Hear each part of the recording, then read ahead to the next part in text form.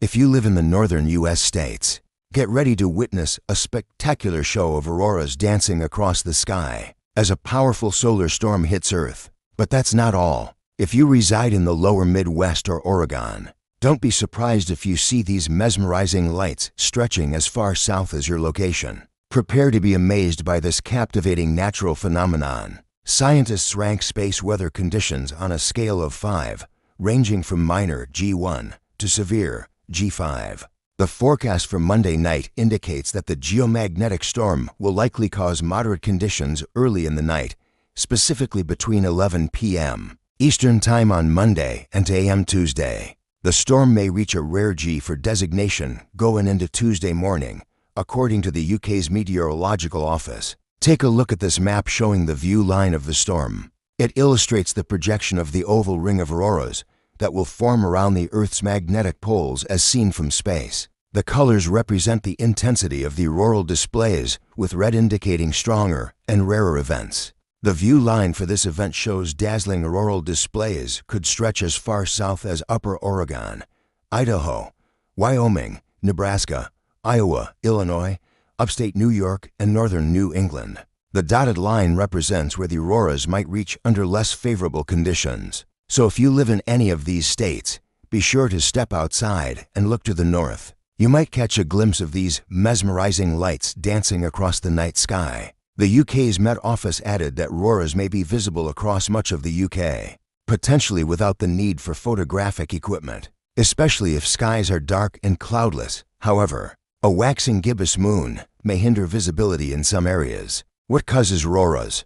These captivating light shows occur when charged particles from the sun, known as the solar wind, interact with the Earth's magnetic field and atmosphere. As the solar wind collides with the upper atmosphere, it excites the atmospheric gases, causing them to glow. Oxygen atoms typically emit a green hue, while nitrogen molecules produce blue and purple shades. The mesmerizing curtains, arches, and rays of light that we witness are the result of these excited atoms and molecules releasing energy in the form of light. The current solar storm is the result of a coronal mass ejection, or CME, that occurred on Saturday. During the CME, large clouds of ionized gas, called plasma, and magnetic fields erupted from the sun's outer atmosphere and were sent to space at high speeds, with NOAA estimating to million miles per hour. This event was widely reported by various space weather monitoring agencies, including the US-based Space Weather Prediction Center and the UK's Met Office. The material is expected to reach Earth on Monday evening and peak around to to 5 a.m. Eastern Time on Tuesday, according to NOAA. At that time, a rush of plasma is expected to strike the top and the bottom of the magnetic field lines connected to the Earth. When the solar particles from the CME reach Earth, they can collide with atoms and molecules in the upper atmosphere, causing some elements to glow in varying hues. For example, oxygen is illuminated in shades of green, while nitrogen is illuminated in shades of blue and purple.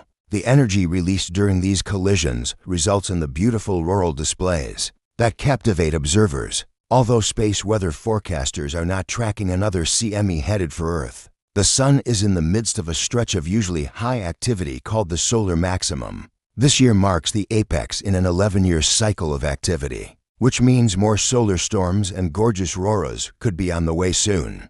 Several geomagnetic storms have already caused notable northern light displays over the past year, including one in May 2024 and a particularly strong storm in October. This CME is very Earth-directed, but that doesn't mean it will pack a punch like storms from last year or even earlier this year. Sean Dahl, a space weather forecaster at NOAA's Space Weather Prediction Center, told CNN, "We think there is a chance for G4 if the CME magnetic field is strong enough and favorable. But we won't know that until it arrives 1 million miles from Earth at our solar wind observatory." Dahl added that, although NOAA forecasters did not issue a G4 watch like its counterpart in the UK did, we think there is a chance for G4 if the CME magnetic field is strong enough and favorable, but we want to know that until it arrives 1 million miles from Earth at our solar wind observatory. The Space Weather Prediction Center estimates the CME will hit the 1 million mile mark about 20 to 50 minutes before it arrives at Earth late afternoon EDT. In addition to northern light displays, such activity can also create minor technological disturbances, including GPS satellite disruptions, radio signal interferences, and power grid interruptions. NOAA said limited, minor effects to some technological infrastructure are possible, but usually mitigatable, with the moderate to strong solar storm expected to roll through Monday night. As the solar storm continues to make its way across the country, it will continue to excite the atmosphere, and the northern lights will be visible across the northern tier of the United States. According to Space.com, the best time to see the solar storm will be around 2 a.m. to 3 a.m. Eastern Time on Tuesday morning. According to meteorologist and science communicator Riley Black, the auroras could extend as far south as Iowa, southern Ontario, Canada, and northern Maine. But of course, the exact extent will depend on how intense the storm actually ends up being, they wrote on Twitter. To increase your chances of seeing the solar storm, it is recommended to find a location away from city lights, with a clear view of the northern horizon. The solar storm is expected to continue into Tuesday morning, but the auroras will become less intense as the day progresses. Here are some tips to help you spot the solar storm. Choose the right location. Head away from city lights to a rural area with minimal light pollution.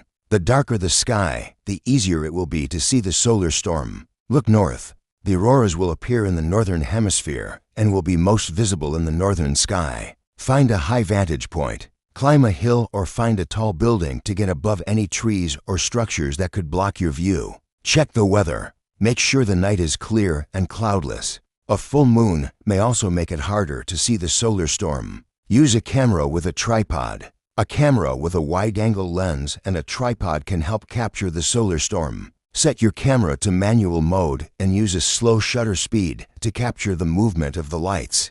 Dress warmly. Be prepared for cold temperatures and dress accordingly. Bring a thermos of hot chocolate or coffee to stay warm. Be patient. The solar storm may take some time to develop. Be patient and wait for the show to begin. The solar storm is a reminder of the incredible power of the sun and the interconnectedness of our world. While it is important to be aware of the potential risks of solar storms, it is also important to appreciate the beauty and wonder of our planet's interaction with the universe. Don't forget to share your experiences and photos of the solar storm with us.